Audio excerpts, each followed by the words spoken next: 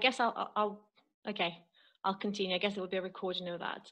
So I understand that all of you are here interested in investing in the property in the UK, whereas I'm not a specialist in finding the right property. I'm dealing purely with financing of properties. So my name is Maria. I'm a mortgage broker that qualified in the UK in 2006. So I've been advising for quite a few years now. My company is regulated by the Financial Conduct Authority in the UK. So we're directly authorized, which means we can sort of go to lenders direct. We also work with a few mortgage clubs that allows us to get better rates on occasion, not all the time. It gives us access to products that not every broker can access. But again, it changes from time to time. I think what you're interested in, obviously, it's finance for non-UK residents that are looking to buy property in the UK. I've started specializing in expat and foreign investors' mortgages about a couple of years ago. There's more interest in it now. There are more lenders, more offerings from banks, more appetite for this type of lending. Therefore, there's more job to do. With regards to sort of, I've done before the seminar, I've spoken to sort of Benny and Ada and done a bit of research on Israeli residents' mortgages, and there are a few options. Some of them have been a bit more complicated, but the couple of options that we sort of discussed and narrowed down the search to are quite straightforward and reasonably priced. So that's what I want to touch on today. The sort of, I don't know, can I share the screen? How do I share the screen? I've promised a link to share it, but I don't know, I can't see how I can do that. Share button. Okay.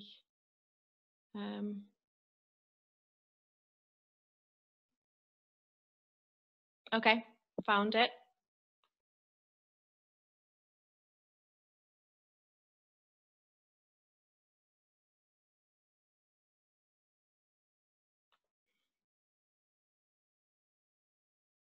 Okay, so I'll start with the easiest lender, the most straightforward lender.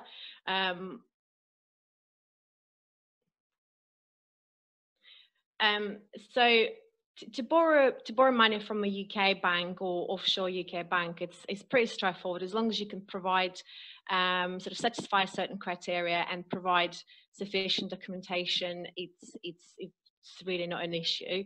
So with regards to the first lender, these are sort of questions that they are asking for you to sort of to satisfy essentially. So the property could be located in either England, Wales, and Scotland in the mainland, not sort of like islands of the mainland, but the actual Scotland mainland. You can, the minimum loan is 100,000 and you can go up to £3 million in borrowing. You get better rate if you borrowing 250,000 plus than you get with 100,000 and below 250. What you need to provide if you're employed by a company, you only need to provide sort of free latest month salary slip and matching bank statements to show where the salary is credited if you're not a British national. You also need to provide, you need to have a bank account in the UK that allows for direct debit mandate for automated monthly payments to the bank.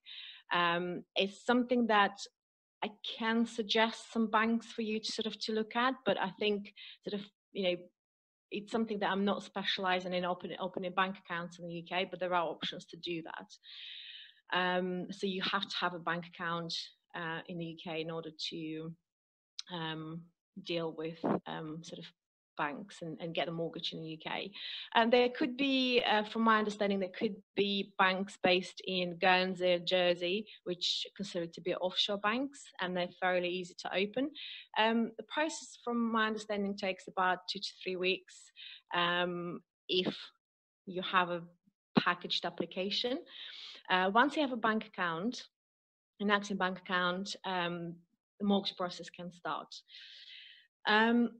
If you already have a property in the UK, you will need to provide confirmation that you actually made all the payments in time and for each property that you own in the UK.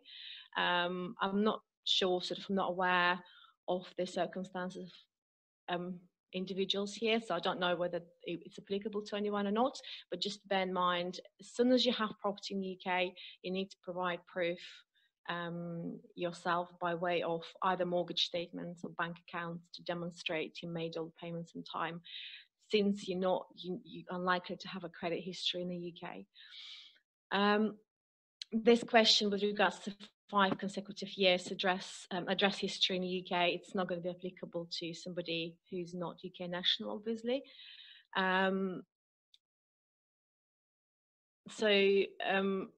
Again, this kind of bankruptcy, any credit arrangements, it's very difficult to say, because this is applicable to the UK credit history, so it's only going to start applicable to you once you start having properties in the UK.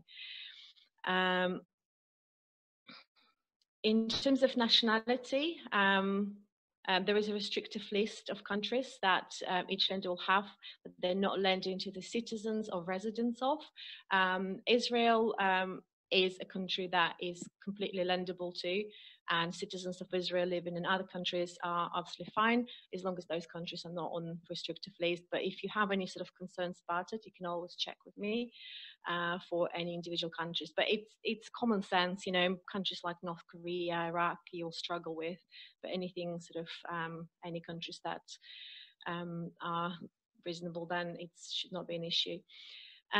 With this particular lender, any lender in the UK will have some sort of restrictions on how many properties they will lend you, or they'll have restrictions of how many properties you can have on title in your portfolio in the UK. So with this specific lender, you can have up to 5 mortgages with this lender and up to 10 mortgages altogether with across your portfolio. There's another restrictions to watch out for is here, shown here. So within each individual postcode is essentially it's like a postal area.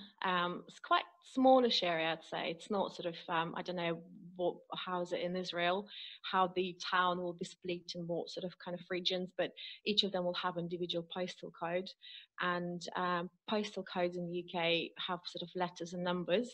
There are 2 parts to it. So what the lenders look out for is the first part here. It says SW1, which Chelsea area, but it's a certain part of Chelsea. If you cannot have more than 3 properties within 1 postcode.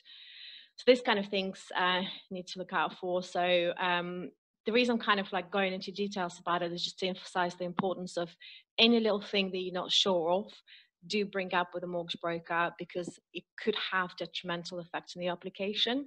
And somebody who's not dealing with mortgages all the time, you sometimes wouldn't think of bringing it to their attention, but it's always worth doing. If something doesn't, anything that you can think of, just do ask a question. There's just so many factors that go into getting the mortgage application through that no matter of questions, there's too many questions. And I personally want my clients to understand completely every single aspect of what they're doing and going forward. So next criteria is whether you're employed or self-employed. If you're employed, that means you work for another company and they pay your salary. If you're self-employed, it means you have a business or share in the business. When it comes to sharing a business, it's usually with UK banks, as soon as you start having more than 20% share in the business, that's when you're classified as self-employed and you have different rules of assessment. With this particular lender, it's traditionally they had, it's been 50% share. If you own a 49% share in a company, you're still classified as employed, and you will be basically based on this set of rules.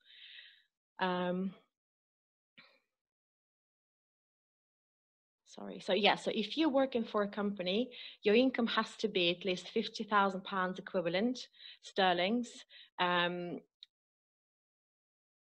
qualify for mortgage with this lender. And some allowances like see in the middle is housing allowance, which is guaranteed part of your package, will be included in that figure. None of the income that's very important for this specific lender, none of the income for which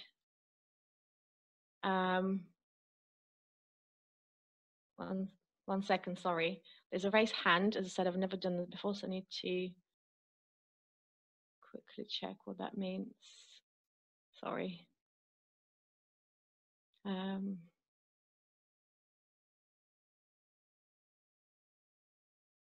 Apologies.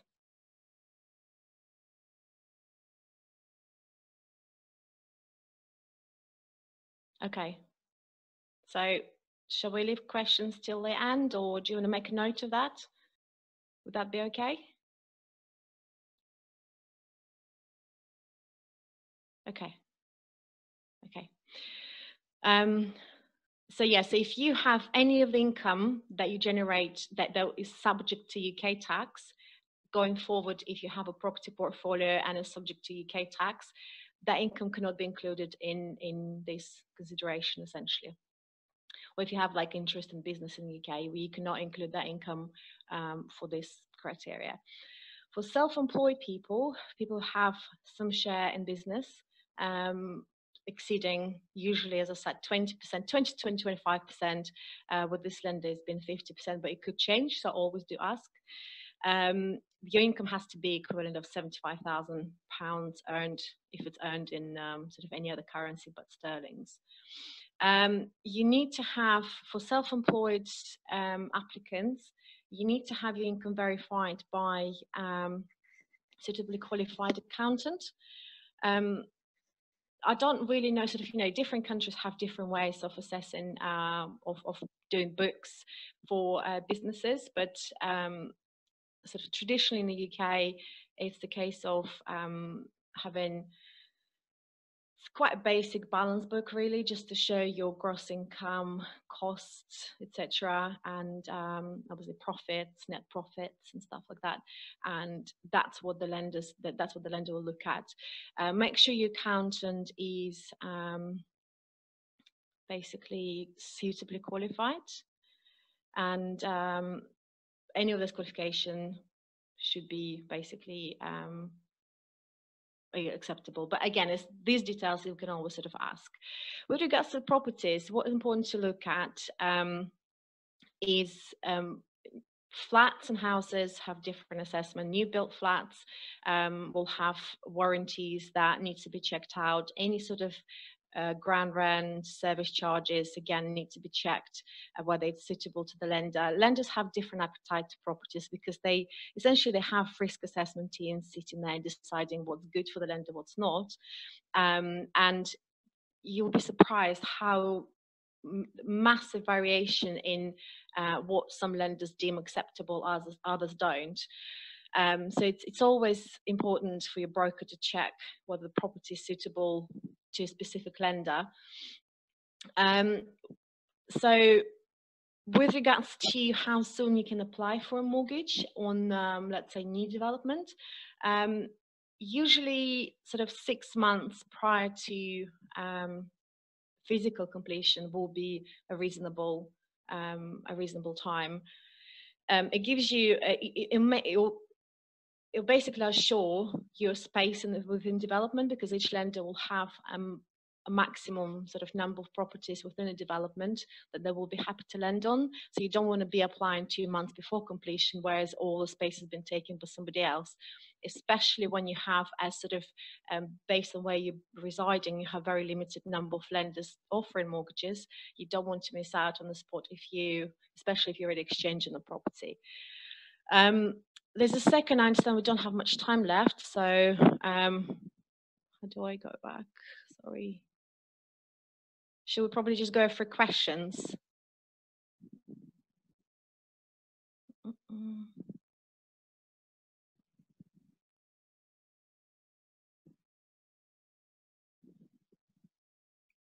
Okay. Shall we, do we have any questions? Shall we just address specific questions if anyone has any?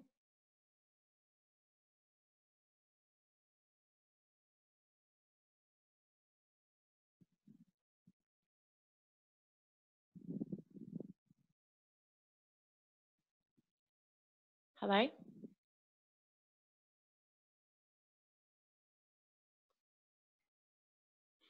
Oh, sorry. Yes, of course. In terms of example of mortgage, in terms of interest rates, so with properties, I already said this specific lender has a minimum loan amount of £100,000, and your loan to value ratio, so it's a percentage of the value of the property they can borrow, is capped at 75%.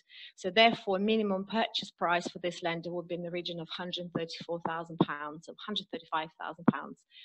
£135,000. In terms of how much the interest rates, on the loans between 100,000 to 250 to 249,999, you'll be looking at a variable rate at 3.99, and fixed rate will be 4.74, fixed for 5 years. The arrangement fee for this lender is 1,999 in pounds, and that covers your valuation fee. I've seen people asking about appraisal of property. Yes, that's a part of a process. So this fee will cover the valuation of the property by the lender. It will also cover the arrangement fee of the lender, and it will cover the professional legal fee of the conveyancer or solicitor who's dealing with your transaction, as long as you choose conveyancer that sort of from the lenders panel. They're a good solicitor firm. They're very decent, but they're dealing with specifically just the properties. So that £2,000 fee is actually very reasonable. Other lenders will charge you more or the same, but then you still have to pay for the valuation and the legal professional fee, whereas this lender covers that all. If you buy a property where you're borrowing a loan of £250,000 plus, your variable rate becomes 3.24, and your 5-year fixed rate becomes 3.74. So it's quite a difference. So 0.75% with variable rate and percentage with a fixed rate. But obviously, that's going to be a much more expensive property. In terms of the process, how it works, so you'll have participant of the transactions, obviously seller or the developer or just individual seller. You as a buyer, you will have your solicitor who will usually act on your behalf and behalf of the lender, and the developer or seller, individual seller, will have their own solicitor as well. So all the money transactions will go between solicitor. So you're not sending money to any particular person, you're sending money only to your solicitor. And mortgage lender will send the money to the solicitor, which then will go to the legal representative of the seller of the property. That makes process of buying in the UK one of the longest probably in the world from what I know, but one of the safest, because everything done through certified solicitor, through solicitors registered, they're heavily regulated, and it's not sort of, there's very little room for sort of for any untoward things happening, because solicitors are kind of in the public eye. In terms of the process, so when you're applying for mortgage lender will assess you as an individual.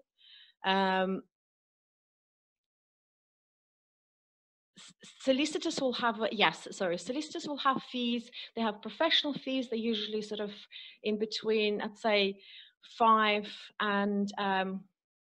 to £800 on average for a reasonable price. Plus, I mean, frankly speaking, you spend about £2,000 of fees on solicitors with all the disbursements, the searches, because they do lots of searches on the property.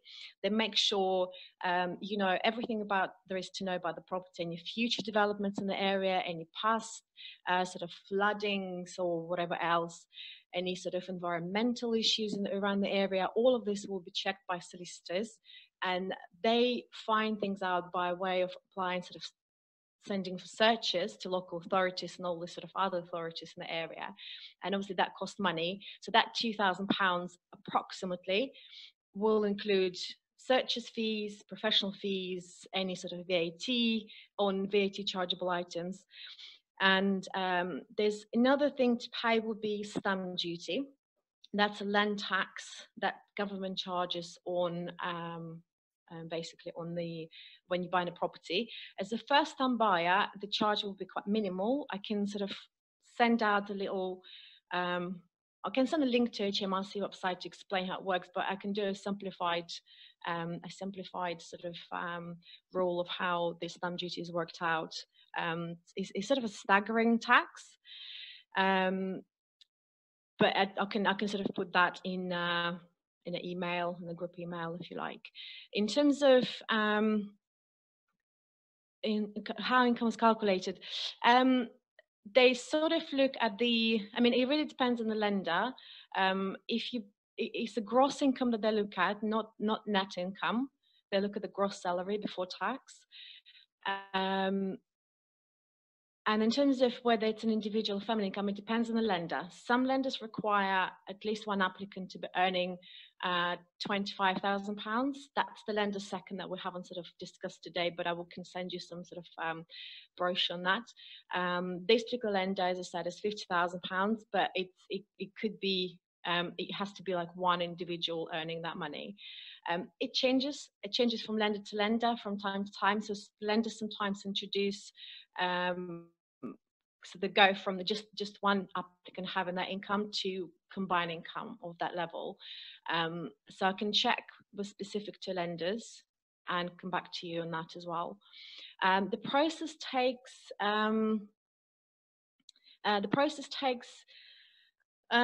well, if it's packaged correctly, I usually can get a mortgage offer with majority of lenders within sort of 3 weeks time, yes, but it has to be, I have to have all the documentation once and package it correctly. Obviously, it's down to a relationship with the bank as well. I've had one of the bank's manager today who actually said that he will be happy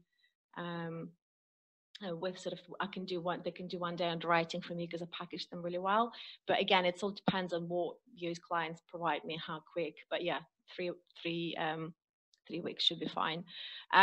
Yes, this is correct. This is what I said, but the loan now is 250, not 300. So yeah, that's correct. But it's been lowered down to 250, which is better, obviously. Okay, so you can buy property off plan. You can buy property 2 years ahead of it's being actually completed. In principle, you'll be buying it cheaper than what it would be worth when you complete on the property, but whether that's the case or not, it's hard to say nowadays. Obviously, there's a fluctuation in the market. You know, Brexit situation wasn't expected to happen. Sort of 4 years ago, you know, so things do change, and if you're buying off plan, there's obviously a bit of a risk. So if you're buying off plan, if you're buying something that will be completed within a year, this is probably the safer solution. And but if you're buying second-hand property, you usually apply for mortgage before you sort of exchange, and you get mortgage approved, your legal work is done, and then you exchange, and then you complete.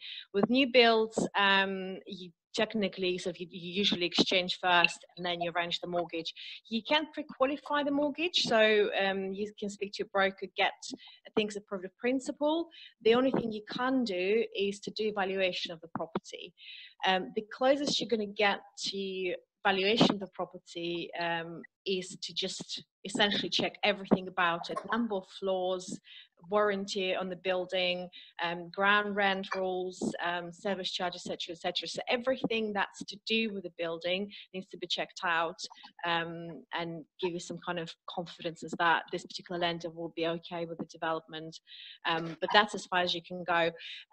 If development completes within 6 months from, let's say, today, and you want to apply for mortgage, most lenders will do the valuation of the property. They can do it off plan, sort of off the actual plans of the property, physical plans, and then do reinspection when the property is completed. So they will indicate that providing everything, property will be completed according to whatever's planned to be done, and we're happy to lend, but we'll need to revisit the property and see the final product. You can get, obviously, signed off as an applicant, so provide all the documentation that I've mentioned earlier.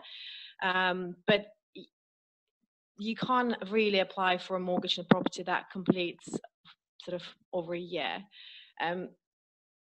As I said, you can do, you can sign off yourself, but it's not gonna, you know, it's just, you're gonna reapply for a mortgage again closer to the time, so it's a bit pointless. But that's kind of the job of mortgage brokers, is to check out as much as possible, tick off the box as much as possible of sort of, you know, match you to the criteria and confirm, yeah, it's a viable solution. But there's no sort of 100% guarantee, essentially.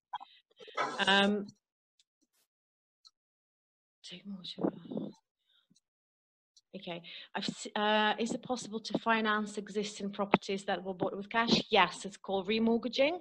So technically, the process is absolutely the same as if you're buying the property. So you're going to the lender, you're saying, you know, I'm so-and-so, this is the property I want you to give me finance on. The only difference is obviously you already own the property, whereas with purchases you don't. But either way, on completion, on the legal completion of the mortgage, you will own the property. So the difference, the remortgage process is a bit easier and usually cheaper. With the sort of the solution that I've given you earlier, with those interest rates that are coming up on the group chat, interest rate will be the same, but the arrangement fee will be £999,000 less, and you don't have to pay for solicitors at all. It's completely covered, valuation completely covered, and the arrangement fee is covered. So that's sort of the difference, but it's definitely going to be easier to remortgage than purchase, because you already have a property, you potentially have a bank account, you don't have to think about that, potentially. In terms of, it's better buy and then take a mortgage or before. Can you elaborate on this, please? What do you mean by buy and then take mortgage? So buy cash and then remortgage? Is that what you mean? What are the maximum years we can spread the loan? The term of the mortgage will depend on your age. Some lenders have no age restriction. Some will restrict to 65 years. So if you're 40, then you can do a mortgage for 25 years. But most lenders will have a term of about 25 to 30 years, but depending on your age as well. Interest rates, Amy, if you scroll up, I think Benny put the interest rates that are offered at the moment on the group chat. Would that be okay?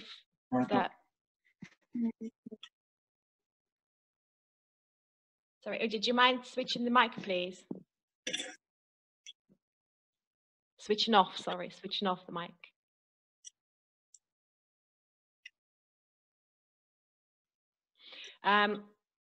Works with non-UK residents. Yes, so these are the mortgages we're specifically discussing that are working for people who are not living in the UK. And Israel is one of the countries that is okay for majority of lenders. But I mean, there's, you know, I don't know where you in Israel. If it is, then it's absolutely available to you.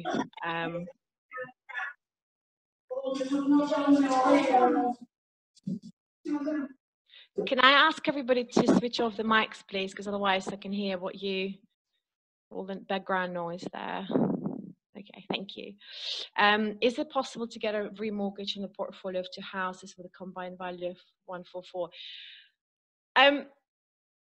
Are these houses, is it sort of like one house split into 2 parts, or is it 2 separate houses? If they're 2 separate houses, you can't really combine the value, sort of you need to give them the separate figures. But if they combine value of 144, I assume it would be like, what, 70? I mean, what the individual values, please? How it works with new houses, apartments. Do you mean new build houses and apartments? That's what I was explaining previously, that with new builds, it depends how far in advance. You know, if you're buying a property, if you bought property a year ahead, obviously you can't apply for a mortgage. You just have to, before you commit to buying the property with your reservation fee or exchange, you need to check out that finance is available. It's obviously going to be subject to, there is a bit of a risk involved because things can change by the time you're okay to apply for a mortgage, which is about 6 months to 8 months before physical completion.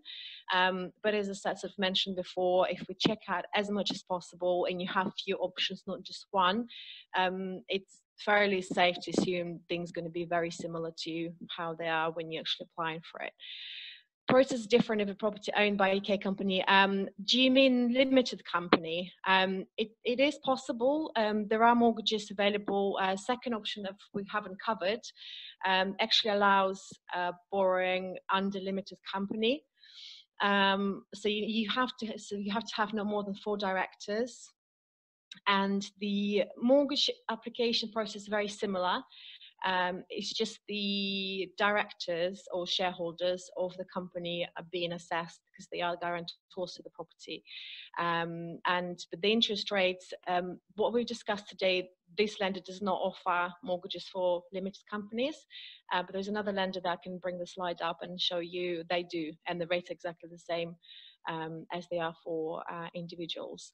Obviously, you know, with UK company, if you're building a portfolio, it's worth looking into setting up a limited company with a specific purpose of buying, selling, letting UK property.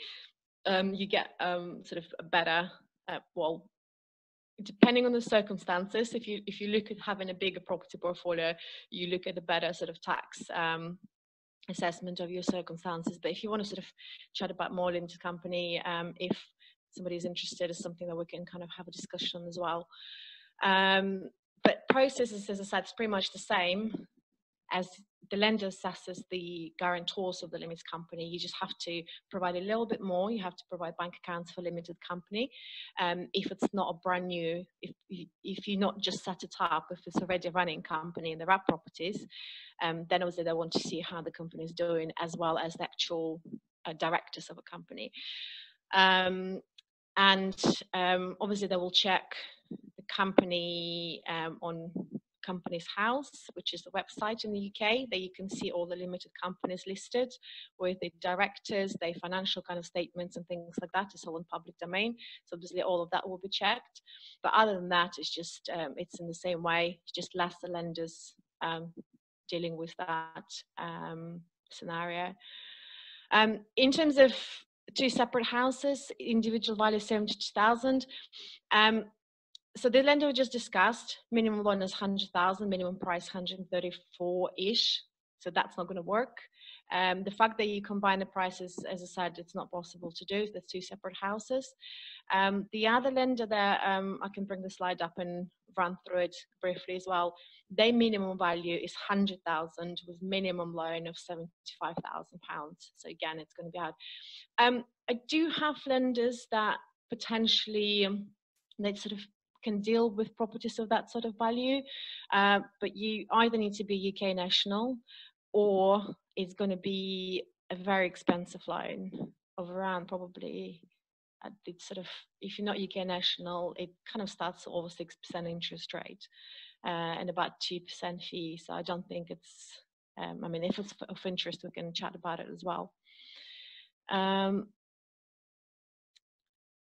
Question about what's the rate for 20 years. Unfortunately, the maximum the rate can be fixed for at the moment for non-UK residents is 5 years. So there's no sort of, what happens after the initial period, after the sort of 3-year variable rate or 5-year fixed rate, is that the rate of the lender will switch to automatically to the standard variable rate of the bank at the time. Which is sort of at the moment, depending on the lender, it's kind of in the region of like 5-ish%. So what happens at that stage, you either ask the same lender for a retention rate, so they offer you exactly the same rates as it stands now. This particular lender offer exactly the same rates to the existing borrowers that they do to new borrowers. So if you were coming off the 3-year variable rate now, they would have given you exactly the same one for another 3 years. But obviously that could change. Or you look into remortgage to another lender. The process is the same. You're applying to a new lender, mortgage get approved, and you sort of switch the lenders essentially. So your solicitor at the time when the mortgage is approved for a new lender, they get the money from the new lender, repay your existing mortgage with the current lender, and you become a customer of a new lender essentially. But unfortunately, there's no fixed rate for 20 years. Maximum you're going to get now is 15-year fixed, but only for UK residents and not for buy-to-lets, unfortunately, as well. Is there a way to start paying debt only when the house is ready? If you're referring, Amy, if you're referring to new builds, you're not actually getting the money until the property is ready physically. So you're not paying, you only start paying and incurring interest from the day you complete physically on the property and legally. That's when the mortgage is released to your solicitors and consequently paid to your developer. So that's the first day that you start incurring interest. So you're not actually, if you're exchanging in the property, a new build property a year ahead, and you're applying for a mortgage 6 months before that, you're not going to complete on that mortgage until the property is yours. So you not start paying interest until property is ready and you actually an owner of the property.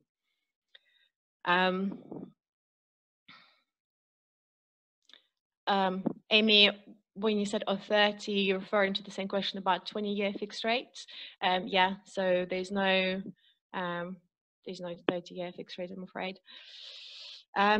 Either yes, interest only you can. So so there are two ways of paying back your mortgage: is interest only, or a repayment. So with repayment, obviously, you're repaying the capital that you borrowed each month, as well as interest. You're paying the same fixed amount of money. Well, with variable rate, it could change if the rate changes, but if it doesn't change, it's a fixed amount of money you pay each month to the bank for the duration of your rate, and proportion of your capital that you're repaying back to the lender is going up every month, and proportion of interest coming down every month. The other way of majority of investors, though, set up mortgage and interest only, and they only pay interest. The reason being for that is better cash flow. Obviously, over the longer term, it might cost you more money, but with better cash flow, you can reinvest quicker into more properties, which effectively going to buy you another asset that should appreciate value and generate more yield. How you repay the mortgage like that is by selling the property or remortgaging. Let's say you get to the stage where you have 10 properties in the portfolio, all of them have mortgage, but all in interest only. Come to the point where you just don't want to deal with mortgages. You sell 5 properties, repay all the mortgages, and you have 5 properties with no mortgages in them. All the time you've been paying interest only, you've been committing yourself to the smallest possible payment, have a better cash flow. But of course, you need to discuss this with your financial advisor, have a look whether it's going to work for you or not. If you're only going to buy 2 properties ever, and you want to get rid of the mortgage as soon as possible, have that as your retirement plan, and you don't care about buying more, then obviously repayment mortgage is probably going to be better for you.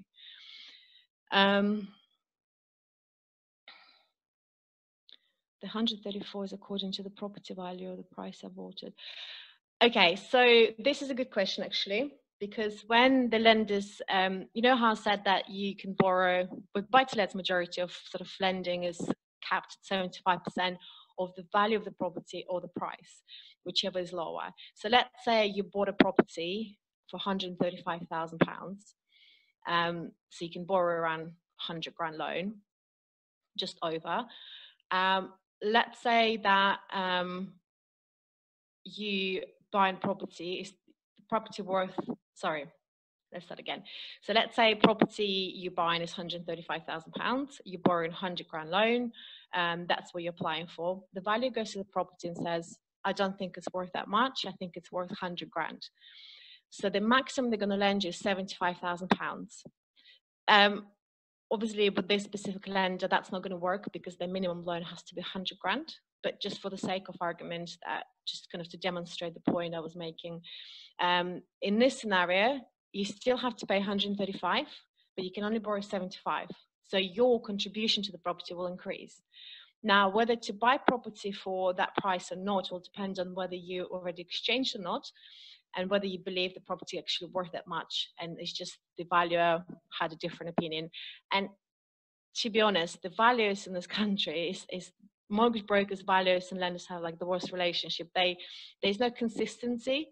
in the assessment.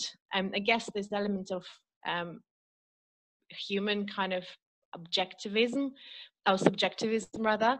Obviously they're professionals, but it's also very subjective, because the UK property market is, you can have one street where one side of the street is more desirable than the other. Properties could be identical, but they're worth different, sort of, they have different value.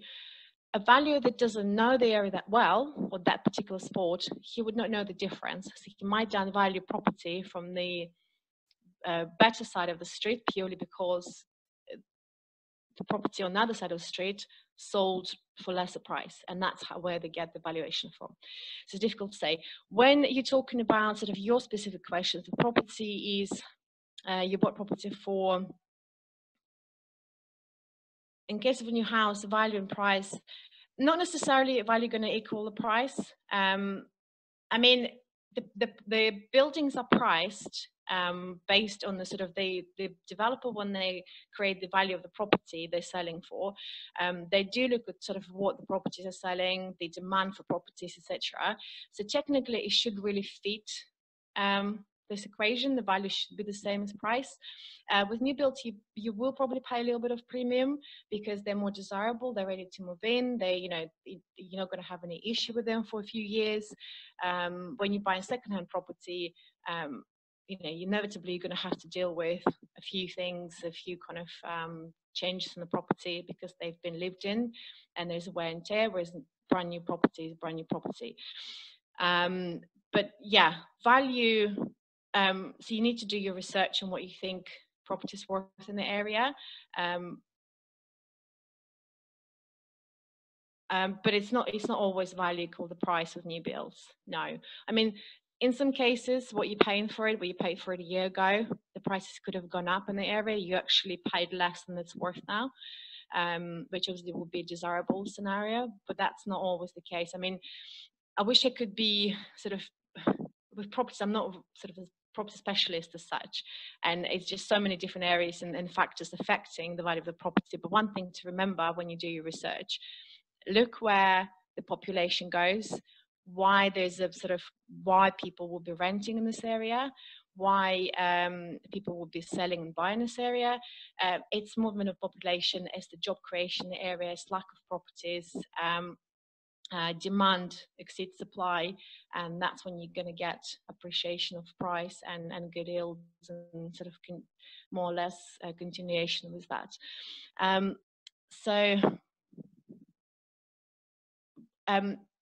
I don't know the name, but it just says O. So coming back to your question, if the property is 134 and let's say you bought for less than that, the loan you borrow will depend on the lowest figure, either valuation or the price. If the value values the property more than you bought it for, they will lend you 75% of what you bought it for, rather than valuation, vice versa. But it's always going to be the lowest figure that the lender going to lend against.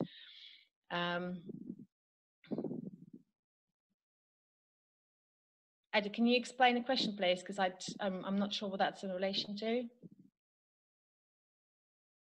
Amy, missed this one. When paying on interest, you need to roll the rest at the end of 5 years. Can I refinance?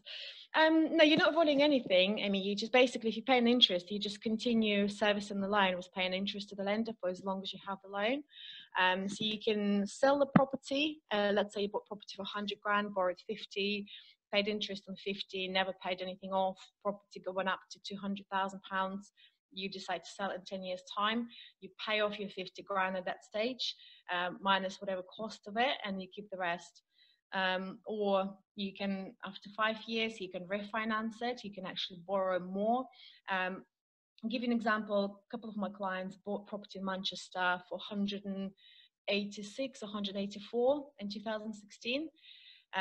They had a repayment mortgage, they paid some of it off, but they now came to buy another property, and current property was valued at 240. So we managed to take out extra 60,000 out of the property. Rental income covered, obviously, sufficiently what they were borrowing, but the value have gone up, so they will manage to get a bit more money and reinvest elsewhere. So yeah, you can always refinance. You can even take out more if your equity allows, if that's something you want to do.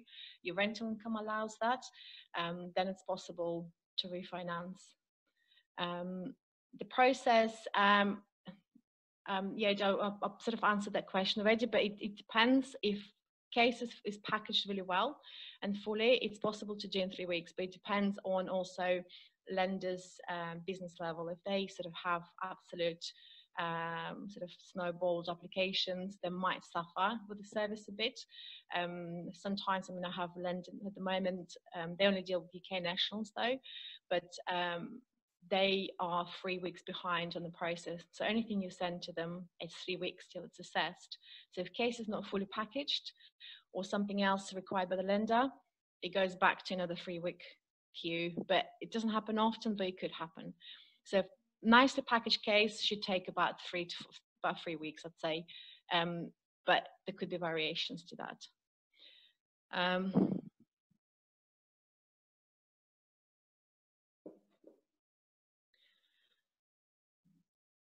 Oh, okay, I got your question. If you haven't completed on that property, and it's all gonna sort of as I said, sort of the value of the property, if it's worth 135k, that's great. It's good for you. You know, you already sort of, you know, money put in, it's already kind of increased in value. However, they only gonna lend you percentage of either price or valuation, whichever is lower. In your case, price is less, so that you're only going to get loan against the 120k. So it will be 75% of 120k, even though the value of the property is more now. But they're going to go by the lowest figure for what you bought it for in this case. If I bought a house, renovated it,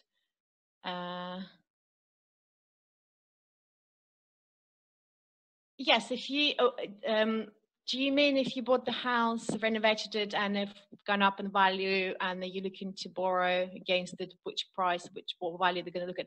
They're going to look at the value at the time of the valuation. Think about sort of the thing about the renovating the house and then remortgaging, taking more money out. You have to be careful when you do that. If you do it within 6 months, and trying to remortgage within 6 months, most of lenders will still base it on the original price, or they will need to be absolutely sure what you put into property in terms of labor and cost of renovation actually increase the property by that much. So the best thing is to do the work, renovation, and apply for a remortgage 6 months after. And then the valuer should technically value the property based on the actual value, increased value of what you've put in. Be very careful though with what renovation you do. Decoration, it's not really going to increase the value of your property significantly. Extension to the property might not increase the value of your property by the cost you put in to extend the property. It all depends on the area. If you're doing it in an area where properties are more or less standard, that's really not going to do much. If you buy property in some sort of bespoke areas for kind of, you know, you're looking like millions or hundreds of thousands of pounds, and then people looking for uniqueness of a property, and you've done this to the property, then obviously the value will be, it will change significantly, even if you don't do that much to the property. But you have to be very careful, essentially, with that. Okay, so I think we've got 10 more minutes. So what I'm going to do is I'll put on the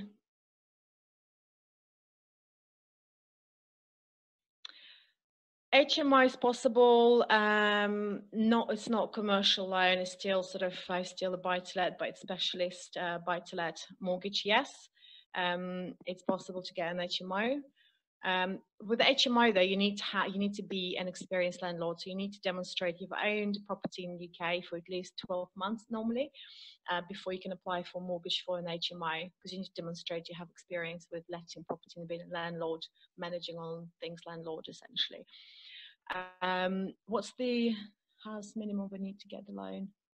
Amy, sorry, I don't really understand the question. Minimum.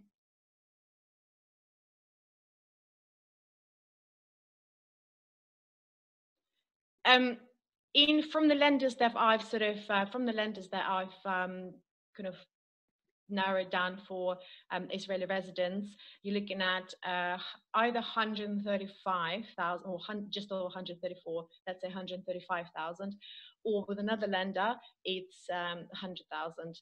What I'm going to do is, because we ran out of time again, what I'm going to do is put the figures, the rates and costs, etc., for both lenders into the spreadsheet, and sort of any additional information can attach to that. If Ida can sort of, or Benny can advise me on how I can share it, I'll just do that. And any sort of further questions you can, okay, fine, I can send it to you. Any further questions you can address to myself, and take it from then. But the most important thing, any sort of, don't ever stop asking questions if you're not sure, or if certain little things are coming up, because it's mortgages are minefield, and having probably two lenders to choose from is probably a better situation than having more, purely due to sometimes too much choice is just it's a bit too much. Okay.